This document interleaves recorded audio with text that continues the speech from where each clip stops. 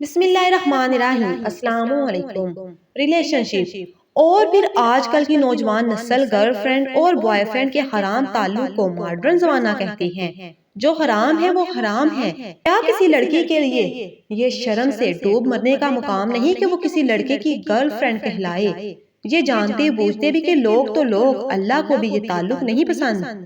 پہلے پہل جب کسی لڑکی اور لڑکے میں دوستی ہو جائے تو پہلے تو بات ان باکس تک رہتی ہے، پھر تصاویر شیئر کرنے کا سلسلہ شروع ہوتا ہے اور دیکھتے ہی دیکھتے وہ ایک عادت بن جاتی ہے، اور ممکن ہے کہ پھر ملنے کی بات ہو اور یقین مانے جب ملنے کا سلسلہ شروع ہو جائے تو بہت لوگوں سے گناہ ہو جاتے ہیں، اور پھر حرام رشتے میں رہ کر جب آپ ملتے ہیں تو شیطان کا تو کام ہے بہکانا، اور انسان ضرور بہک جاتا ہے اور پھر اللہ کو ناراض کر بیٹھتا ہے۔ کیا یہ صحیح ہے؟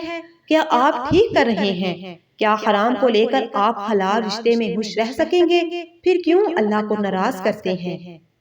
مزید ایسی ویڈیوز کے لیے حواس ڈاکٹر کو لازمی سبسکرائب کریں۔ جزاک اللہ۔